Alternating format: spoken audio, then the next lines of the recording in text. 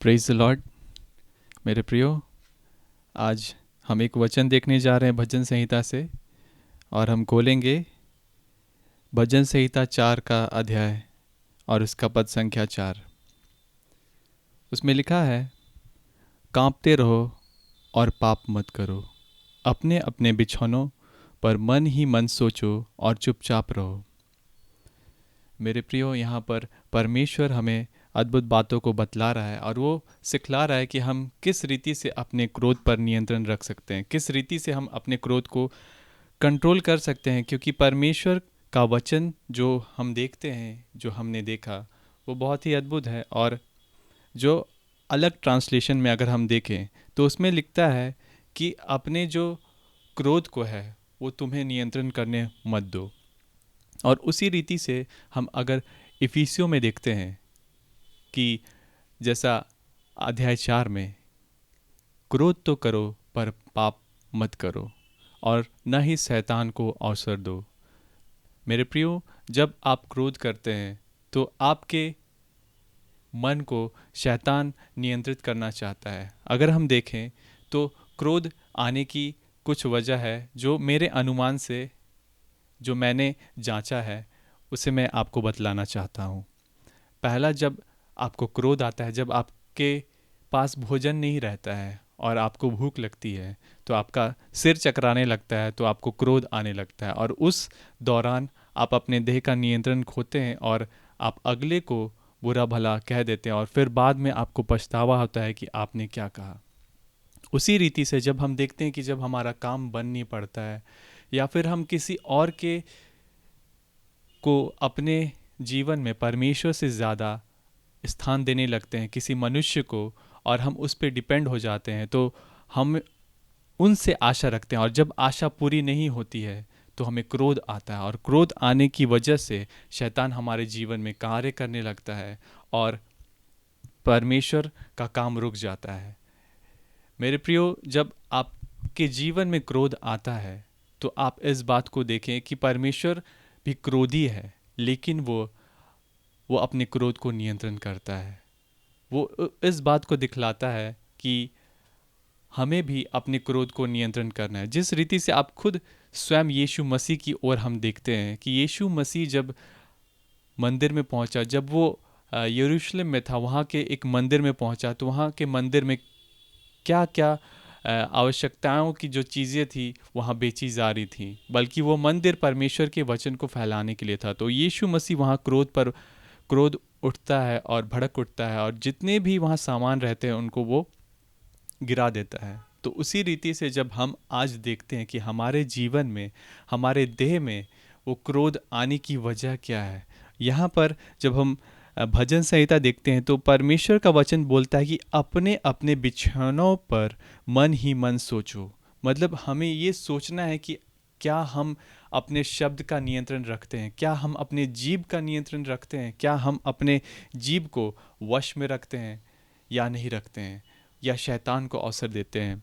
मेरे प्रियो, जब हम इस वचन को देखते हैं और इस बात को समझते हैं कि परमेश्वर ने हमें कैसा जीवन दिया है और हम कैसा जीवन जी रहे हैं, हम परमेश्वर के साथ तो भली रीति से चलते हैं, लेकिन जब हम अपने दोस्तों लोगों के साथ रहते हैं या किसी और लोगों के साथ रहते हैं तो हमारा व्यवहार बदल जाता है, हमारा बात करने का नज़रिया बदल जाता है। लेकिन ऐसा नहीं हो।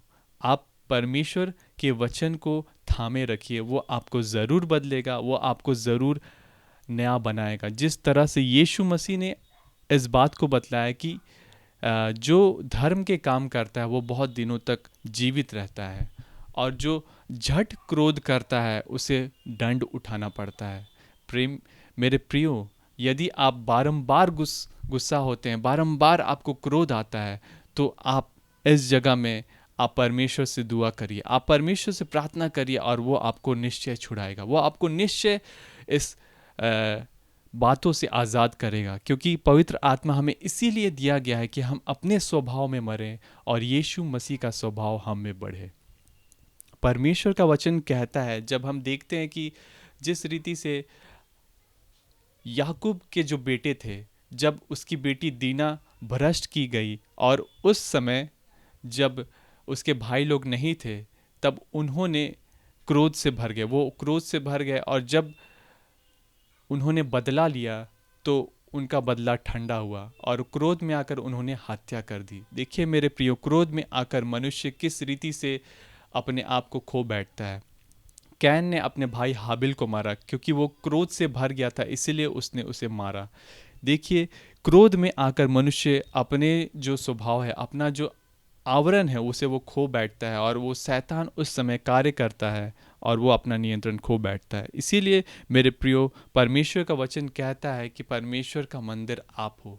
आप जो परमेश्वर का मंदिर हो, परमेश्वर ने आपके लिए भली बातों को रखा है, परमेश्वर ने आपके लिए उचित सोच रखा है। तो इसीलिए हम इस बात को देखते हैं और परमेश्वर को महिमा देते हैं, क्योंकि आपने परमेश्वर को चुन लिया है और परमेश्वर ने भी आपको चुना है। इस वजह से आप अपने जीवन में बदलाव को देखने को जा रहे हैं। आप अपने जीवन में उन सारी बातों को देखने जा रहे हैं जो परमेश्वर ने आपके लिए रखा है।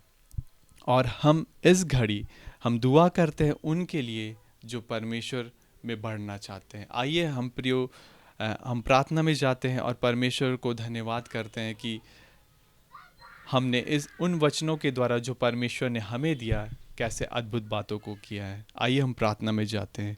धन्यवाद करते हैं पिता आज के इस दिन के लिए कि आपने हमें दिया, और जो वचन आपने हमें दिया कि क्रोध तो करो पर पाप मत करो। क्योंकि हमने इस बात को देखा है कि यदि कोई अगर फरीसी रहता है तो वो अपने जीवन को सरल करता है, लेकिन जो दूसरों के जीवन को वो कठोर करने लगता है। लेकिन जो आत्मिक व्यक्ति रहता है वो अपने जीवन को हार्ड करता है, वो अपने जीवन को कठोर करता है, लेकिन वो दूसरों के प्रति वो सरल रहता है।